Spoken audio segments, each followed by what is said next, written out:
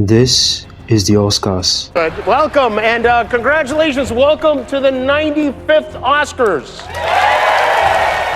Everyone is dressed in the most fashionable way they can, because this is not just a regular occasion, but an award-winning occasion. Kate Blanchett was nominated, Meryl Streep was nominated, Leonardo DiCaprio was nominated, Martin Scorsese was nominated, so different. And the Oscar goes to... Jada, I love you. G.I. Jane 2, can't wait to see it. All right? At the end of the day, I lost it. Oh, wow. Wow. Will Smith just smacked the shit out of me. I guess what I would say, you just never know what somebody's going through. I mean, until that moment, nobody really had a bad thing to say about, maybe didn't like one movie, or maybe thought the superhero movie was dumb, but everybody loved that guy. I love the superhero. Everybody loved that guy. I loved Will. I love Will. I still love Will. It was a G.I. Jane jump. Keep my wife's name out your fucking mouth! Those two are what sunk him. If he just slapped Chris Rock and then sat down and didn't say anything, People would think it was a joke. they wouldn't know what to do. Yeah. And you could see he was adrenalized. Yeah.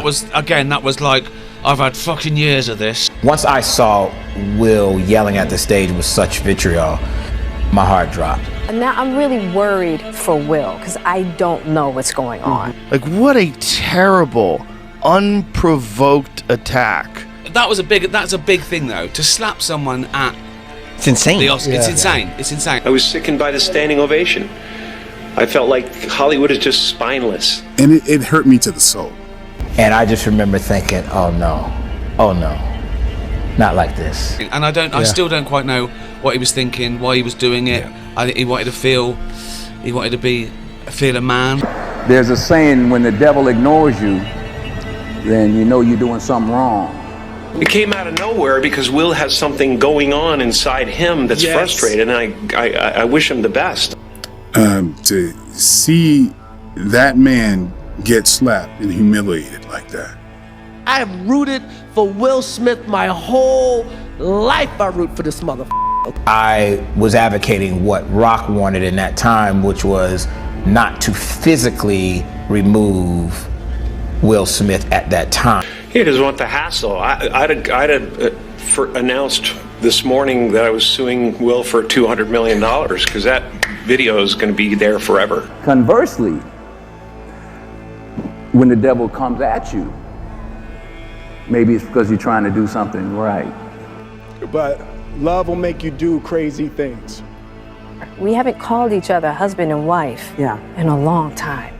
I'm like, what is going on right now? My wife's name out of your mouth, right? And I'm like, What would have happened if Ricky had been hosting it? And I said nothing, because I wouldn't have made a joke about his wife's hair. I'd have made a joke about her boyfriend. I think it was about 4 years ago. Started a friendship with August. And it all started with him just needing some help. You know, me wanting to help his health, his mental state. I normally would not talk about this, but for some reason these put that on the internet. Decided we were going to take our space, and what happened? Yeah, and then I got into an entanglement with August. That's what I said. She hurt him way more than he hurt me, okay? And who's he hit? Me. During that time, launched into an interaction with August. What do you feel like you were looking for? I just wanted to feel good. It had been so long since I felt good. She manipulated their daughter, obviously from the letter. She manipulated their son by sleeping with her son's friend. She manipulated her son's friend by sleeping with him in a very vulnerable moment. And she's manipulating Will Smith by getting him to sabotage his career just to prove that he's worthy of her attention. Will Smith reportedly did apologize to board members in a Zoom call this week. They are going to make a decision. After Will Smith now banned from the Oscars for 10 years. Question now is, why? Why would a famous celebrity with millions of fans across the world try to ruin his reputation? I was going through something that night, you know. Always had this sense of being a coward because I watched my father beat up my mother and I didn't do anything. For a 9-year-old, it's hard to break that programming.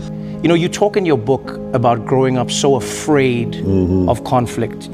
Part of the reason that you were standing up to daddy is because you knew your kids were, you knew your kids could hear and you knew your kids could see.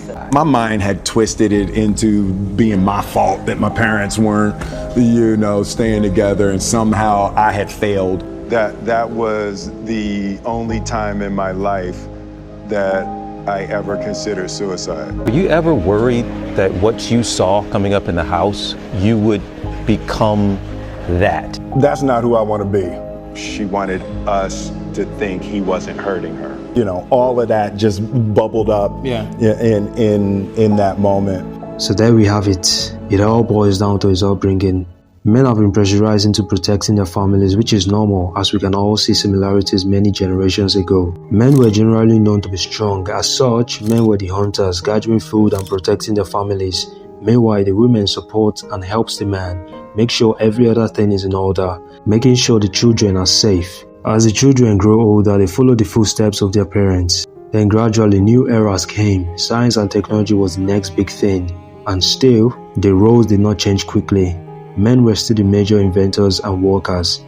Literally almost every field were dominated heavily by a large percentage of men. Sports, science, building and constructions, engineering, armed forces and so much more. This was in the early 19th century. Women couldn't vote for political leaders, let alone be one.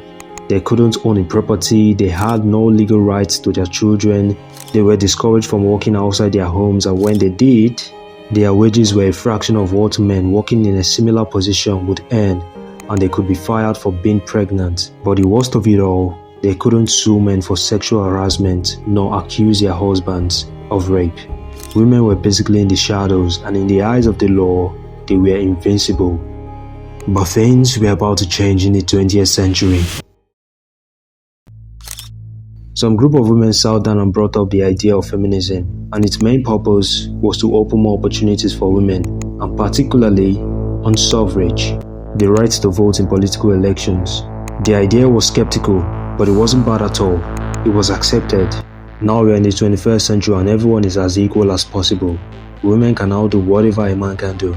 Work in any environment, become engineers, play any sporting event of their choice, accuse men with evidence who try to sexually assault and abuse them, and the court will take up the matter, join the military and so much more. But yet, it wasn't enough. In the 2010s, a new wave of feminism came, and its feminists are more delusional than you can ever imagine. And this isn't the 70s anymore, but it's still the same, almost the same level of disparity between men and women, and it's crazy, it's scary, and it can literally end masculinity with the blink of an eye. I don't know, I don't really care, like I just don't care about guys. Are a queen, they are worker ants. Feminism all the way. Do you think men are important? Like for what? It's like, what's the definition of like feminism? Today, today, it's a shifting definition. There's been different waves of feminism. But today, they pretend it's about equality with men. It's not. They actually hate men. The present wave of feminism has so many underlying issues that can be very sinister to society. The first problem is the wage gap. We heard over and over again from the White House, from members of Congress, from journalists, that women earn 23 cents less than men for doing the same work. On average, a woman still earns just 77 cents for every dollar a man does. And I saw the difference in pay. I spoke out because I knew what led to that. I looked at some data while you were speaking about the gender pay gap in the UK and the US. 88% of jobs with salaries of £150,000 or more are held by men. Mm-hmm. The main point of the segment, which is this issue of women's rights to be paid the same as men in sport. Now, if they make it to the final, the girls will get $5,500 each. The blokes will get $69,000 each. How can anyone justify this item?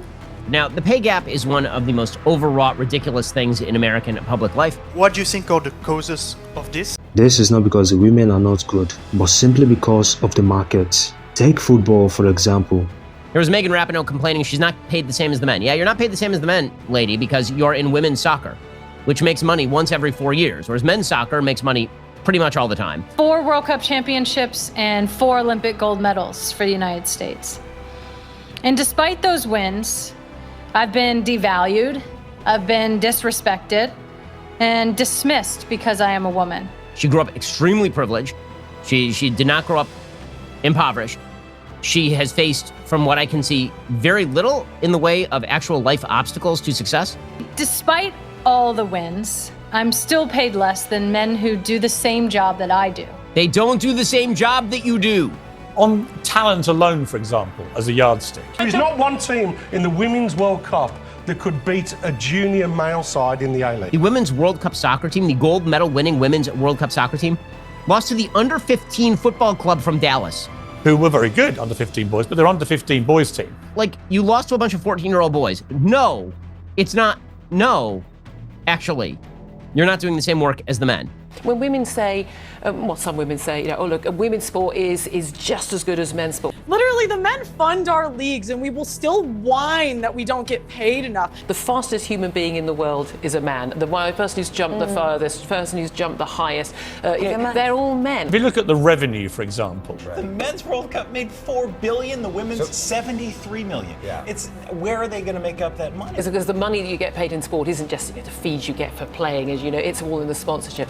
And that is down to marketability, who's watching, how many people are watching. When we have the same numbers, then we should get the same pay. Sure. The sports just aren't generating enough revenue for there to be enough money to go around to pay these players higher salaries. So where's the money going to come from if you want to pay more? This discrepancy in world tennis is not as great as other sports. So there was 3 times as much interest in the men's game. They played 2 sets more per match than the women do, and yet the women get equal pay. I'm not quite sure why. Because in male tennis, it's serve, volley, ace, double fault, whereas women's tennis is more about rallies. It's better to watch, and that's why it's paid more. I am here with the winner, Ronda Rousey, the winner and still champion. Does that anger you, and what can we do to change that? And we heard you say on the Ellen show the other day you are the richest fighter in UFC, that sort of thing is still going on. I don't like to talk about exactly how much money I make, but I'm extremely comfortable and happy. I think that how much you get paid should have something to do with how much money you bring in. If I got to a point where I had almost 50 fights, I would probably be making close to the same amount of money that Floyd does. But at this point, I have 11. She's not a whiner. She's not she's not complaining about equal pay and all that stuff. Cristiano Ronaldo, currently the richest footballer, worth over $600 million, having over 620 million followers just on Instagram, the most followed man ever. Nobody comes close. He didn't just build his fame and wealth just because he's a man. If it was that easy, every man would be wealthy. But that's not the case. Cristiano is one of the best to ever play the game.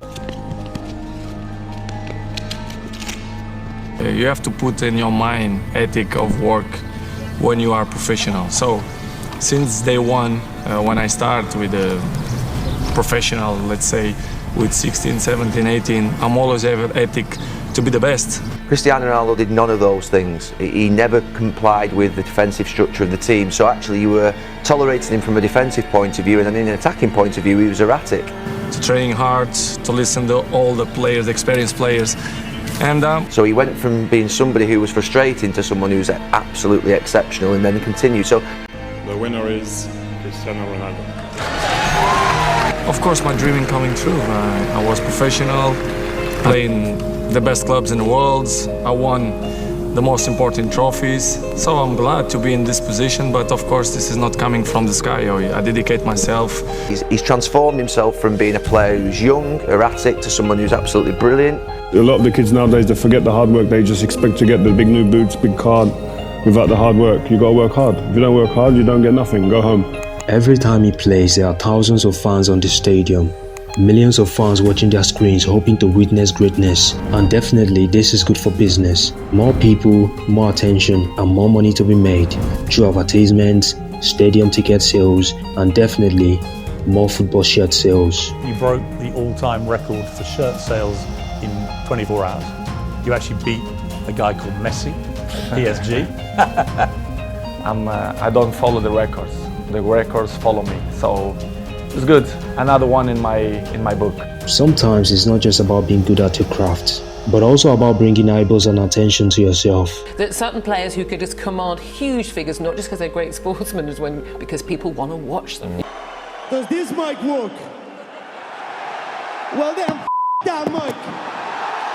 I own this town. I own Rio de Janeiro. You know, sometimes it's not always about our performances, it's about how many people you can put in the seat. When I count the trees, I want this entire arena to scream, the Mayweathers.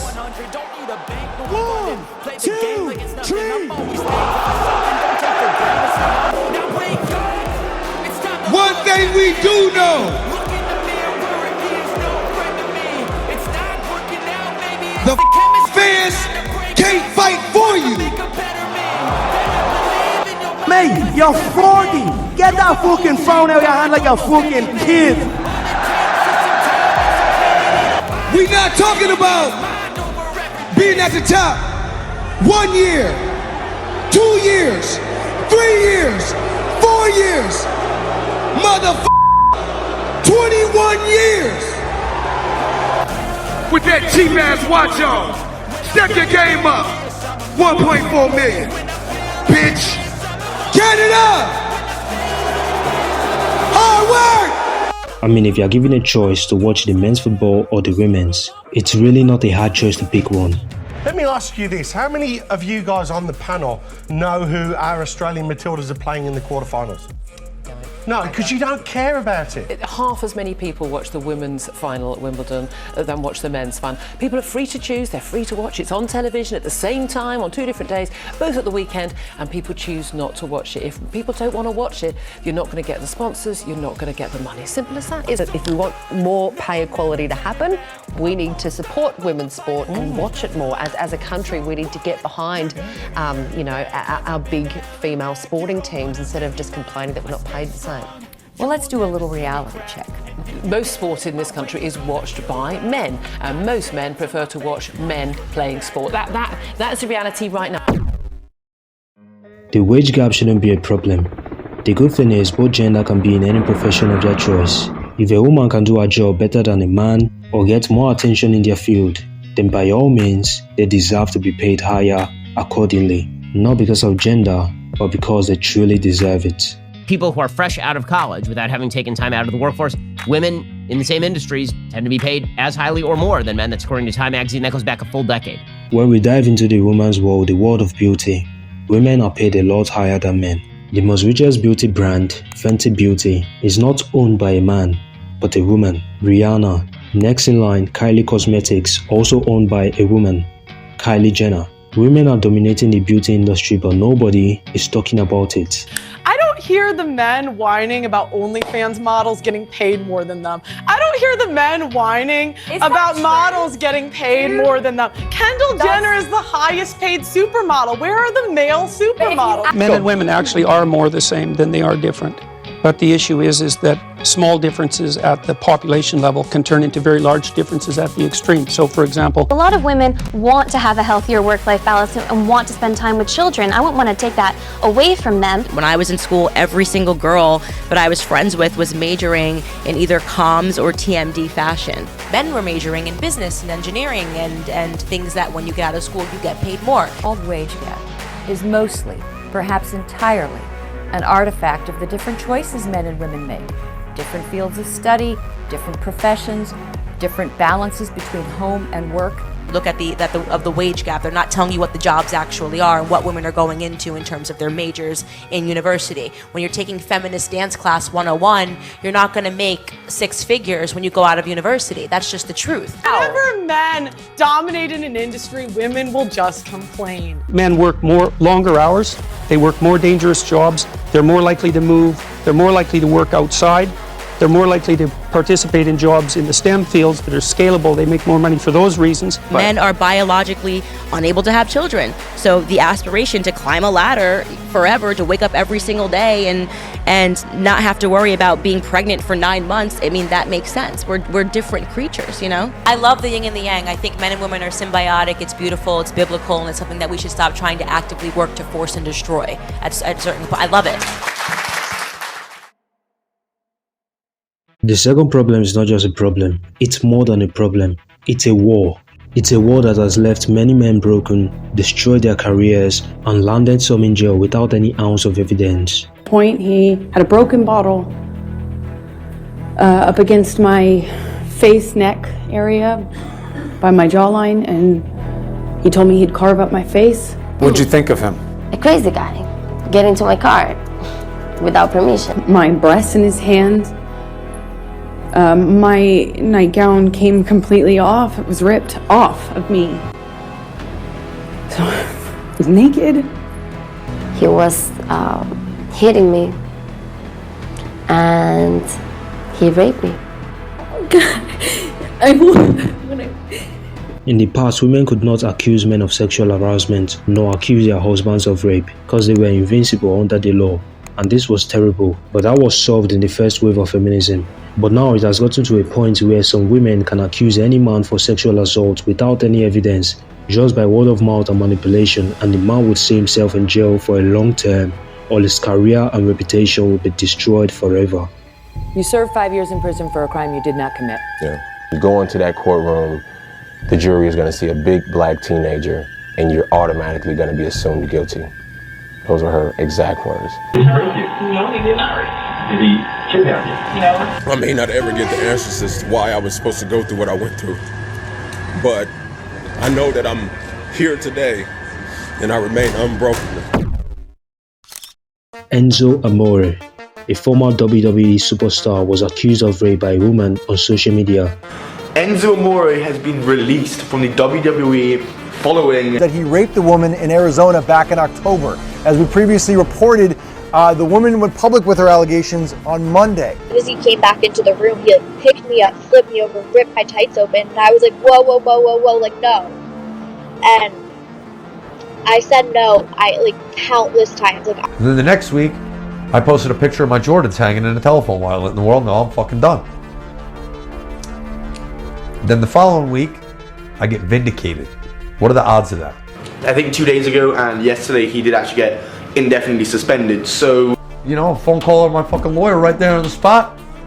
Vince McMahon pulls me into his office, go home, next day, get fired, bang. From what I understand, maybe I'm wrong, but I think he was cleared of all charges or something. I'm not sure there was actually anything more than a Twitter accusation. And I quote, I said, it's your loss, not mine. And I'm gonna prove that every day of my life. I prove that every day. If it's sexual assault, you're stealing something that those people can never get back. You've taken something away from them. And it's a terrible deed. What's worse though, is to falsely accuse, to cry wolf, and now literally destroy someone's life that's not ever done anything. Backstreet Boys singer Nick Carter was also accused of sexual assault in 2001 and was later cleared of all charges, which he said it was all a scheme to defame and extort him for money. The popular Justin Bieber was also accused of sexual assault by 2 Twitter users. It was said that the accusations were fraudulently schemed to seek attention and fame, which they got. Bieber dismissed the accusations, providing evidence that he was with his girlfriend at the time, Selena Gomez, and went on to post on Twitter, "Rumors are rumors, but sexual abuse is something I don't take lightly." What do these men all have in common? Popularity. And what do these women stand to gain?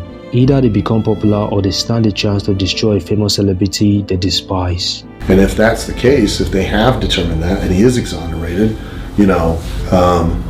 then she should face some kind of punishment from the law. And I mean an extreme kind of punishment, because that's unforgivable. Remember Cristiano, the most famous footballer of all time, was accused of rape when he was at the peak of his career. Neymar Jr., a well-known footballer, was also accused of rape when he was also at the peak of his career. Você foi de fato vítima de estupro por parte do jogador Neymar ou foi uma relação sexual consentida? Fui vítima de estupro. But the case was dismissed after the police failed to find substantial evidence to back up the accusations. But probably the scariest of them all is the story of Johnny Depp, the case of the American actor with his ex-wife and well-renowned actress, Amber Heard. The actress filed a divorce in 2016 and a restraining order against Depp, saying throughout their relationship he was verbally, emotionally and physically abusive to her, and his extreme alcohol usage was also a problem. A temporary restraining order was granted as soon after the divorce was finalized. But the legal battle between this couple were just getting started. And over again, smashing his phone into the wall over and over again, screaming at me, and I was watching the phone every single time he pulled his hand back. It was just breaking into pieces. The British newspaper The Sun did what they knew how to do best. The allegations became more serious. The Warner Brothers Studios didn't want Depp in their new movie, Fantastic Beasts, and he respectfully agreed to their request to resign. I was at the end. I was broken. This time, Depp decided to redeem his fame and career back. He sued Amber Heard for defamation and the case went on for long. One time. If he abused her one time, Amber wins. Actually, if he fails to prove that he never abused her one time, Amber wins. So let's take a look at some of the evidence. Mr. Depp dated major figures like Winona Ryder, Kate Moss, and Vanessa Paradis, with whom he spent 14 years together and with whom they had their children. Before Amber Heard, ladies and gentlemen, no woman ever before Amber Heard ever claimed that Mr. Depp raised a hand to her in his 58 years. As I left the room, I slid down the stairs and I hurt my back. He came running back to help me and carried me to my room and got me medical attention. To the contrary, ladies and gentlemen, you heard Kate Moss 2 days ago testify. This is a woman who has never testified in any proceeding, ever. A very private person. Did Mr. Depp push you in any way down the stairs? No.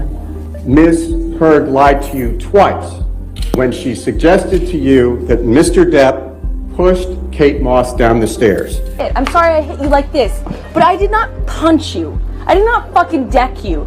I fucking was hitting you. She has admitted repeatedly to physically abusing. But you're fine. I did not hurt you. I did not punch you. I was hitting you. And those false accusations have caused more harm to Mr. Depp than her fists ever did. The verdict speaks for itself. The facts are what they were.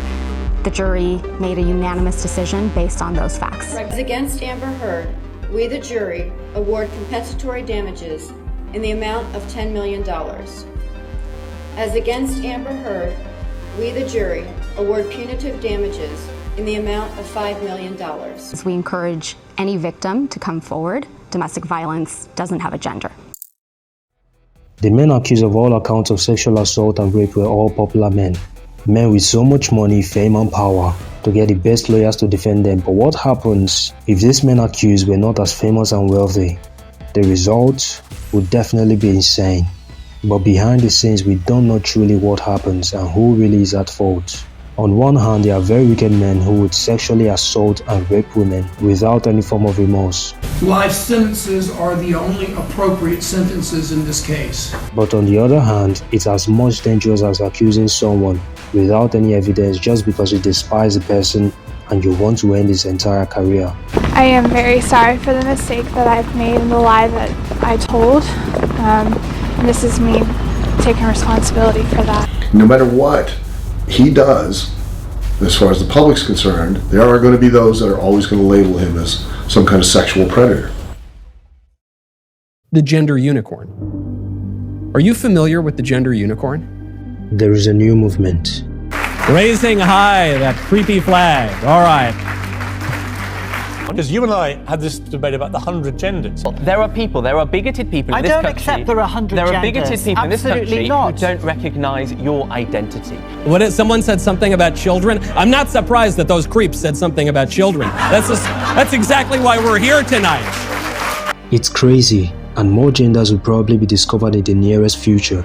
It's almost like a scientist discovering a new element from time to time. What's even more lethal is the disturbing rise of this scary community. A community which started out to be harmless and lots of women supported, but now it's aimed at destroying women forever. If a man says he now feels like a woman and wants to be treated as a woman, that he has the right to have that. Let's talk about how we are going to protect our women and girls, and I would appreciate if we can have video of some examples how our girls can actually got hurt. My curiosity all started when I stumbled across this video. Can I have the definition, please?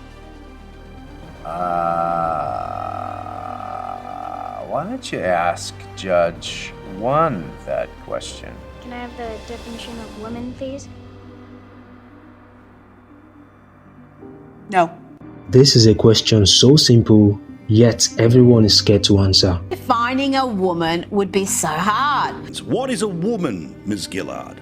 In the UK, this has turned into a kind of got you parlour game. Well, as you've probably already seen, another politician has been caught out. This time it was New Zealand's Prime Minister. That question's come slightly out of left field for me. People define themselves, people define their own genders. A number of people who genuinely believe that they are trapped in the wrong body. The definition of woman is woman! Woman! A woman! Woman! Are you happy? That doesn't make any sense. It's a simple word. We all know what a woman is. Just spell woman! When the LGBT movement started, at first it was all fun and gloom. People started becoming more open about their sexualities. I gave thousands of interviews. I had multiple opportunities to speak my truth, which is that I was gay. I'm Ellen and I'm gay. For me, it was more of an organic, more than that, it was a necessary thing. It was just, there was not going to be an option about it, about people knowing that I was gay, if they cared to know at all. Lil Nas X, a popular American singer, did not just come out saying his sexuality. You won 2 VMA awards, and then you decide to come out. But also incorporated it in his music video, Twerking on the Devil. What's even more shocking was Neil Patrick Harris, the American actor who acted as a typical playboy in the TV series How I Met Your Mama. I mean, how can you act a role as a playboy so well, but in reality, you are married to a man? And I passed by Kate and knew her, so I said, hey, Kate, and she was with this handsome kind of James Dean looking guy wearing a leather jacket, and I thought that she was dating him, so I said, well done, Kate, with this one. And she said, David, now he's totally gay. And I said, really? Even on YouTube, you can see homosexual couples documenting their whole relationship online. I am still live. Today I'm joined with Gafal, and we're going to talk about the first time we met. Being homosexual have been normalized to the point where you can't watch a movie without seeing a gay relationship. As a result, we are now seeing men leaving their wives for a gay marriage and women leaving their husbands because they are lesbians. From being open about their sexuality, transgender was the next big thing. Bruce Jenner, a TV personality and former Olympic gold medal winning decathlete, the father of 6 children, including the famous Kylie Jenner, decided to transition from being a man to a beautiful lady at the age of 65, after birthing 6 children with 3 successive wives. You knew you wanted to make this change, and you knew you wanted to become a woman, but you didn't know what that meant. When you talk about transitioning, and you said you're going to do the few things to your face. Right. I had a lot of conversations with a lot of people, with all of my family members. So like you don't have a surgery to remove that, and then that means you're the woman. Remove your... Oh, the little thing down there? Yeah, like you don't... That's kind of the last thing you can do. You can do an awful lot before that. So, like, do you have an appointment to do that? No.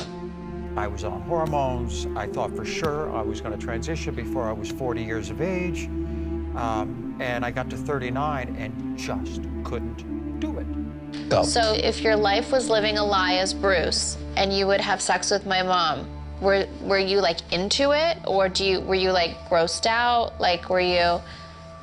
You know, like... No, I'm totally heterosexual.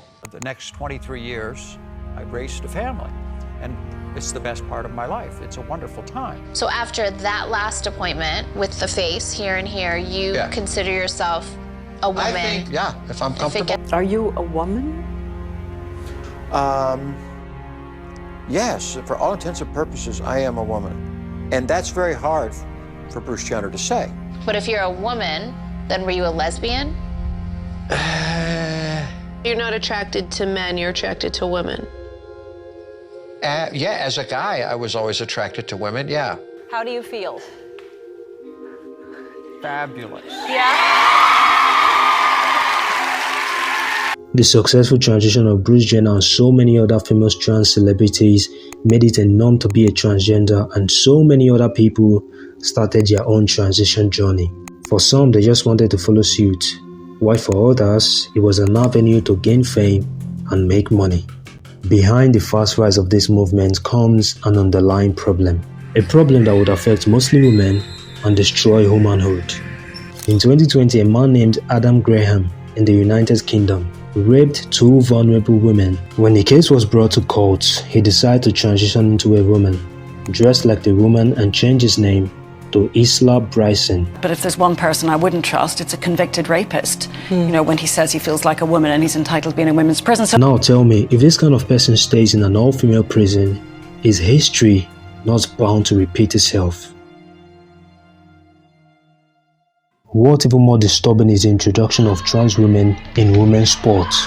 To have a much stronger guy playing the sports against biologically not as strong women. Most of us, and as I said, are not biologically as strong. If you are a transgender athlete and you tell someone, hey, I was biologically male, but now identify as a female, would you like to fight?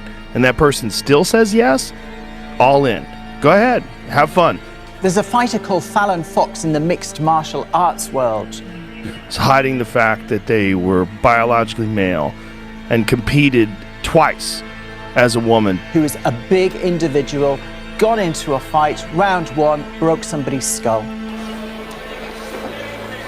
Fox to the knees, and that's it! But to hide the fact that you're biologically male and you were a male for 30 plus years, that was madness to me. I thought, rightly got angry at it. I saw all these articles written, all these pieces about how transphobic my position was and what a horrible person I was. Like, it's not transphobic to say so, it's common sense. You've competed as a man, hugely successfully, and now you've transitioned to be a woman. What is your view about this? You were the fastest in the 55-meter dash in the state of Connecticut. And also, we have these sprinters in Connecticut, for example. There are 2 young sprinters who were competing as male sprinters, now competing as female sprinters, smashing all records in Connecticut for women's sprinting. I mean, I worked years to get to that state championship, to be on the line to win that race, and to have that kind of taken from you is really just frustrating and disheartening, especially because you know the person next to you has a huge physical advantage. I have said from the beginning, and I stand with it, that I don't want biological boys to compete against women and girls in sports. It's just not fair. How much faster did the boys run? About 0.3 of a second, which, you know, may not seem like a lot in seconds, but in track and field, that's a huge margin, about probably 10 meters ahead of it. It's ridiculous. The whole thing is ridiculous, as I keep saying. But there are still people who think this is perfectly fair and equal. There's been this news article about men that think that they could beat Serena Williams in tennis, right? That they think that they could actually score a point on her. And it's just not the case. She is stronger than that. Both Serena and Venus lost to the 203rd ranked male tennis player, which they're phenoms for women. Men's tennis and women's tennis are completely almost 2 separate sports. So I'm like, if I were to play Andy Murray, I would lose 6-0, 6-0 in 5 to 6 minutes, maybe 10 minutes, because... My experience, my husband, he swam at University of Kentucky as well. In terms of accolades and in terms of national ranking, I was a much better swimmer than him. He could kick my butt any day of the week. without trying. February 2019, I had that tweet I put out there with the video of me breaking the British women's deadlift record while claiming I identified as a You woman. literally broke the women's record. Yeah. The men are a lot faster, and they serve harder, they hit harder. It's just a different game, and I love to play women's tennis, and I only want to play girls because I don't want to be embarrassed. I would not do the tour. I'm with you when it comes to tennis. I only want to play girls. You would let Floyd Mayweather, Crazy. who is pound for pound the most successful boxer in male history, you would let him in a year's time compete at the same weight against women. Yeah, if there's a weight category. It's just nonsense. I'm sorry. Another transgender athlete, Leah Thomas. Thomas wins the NCAA championship. Notice the gap between first and second.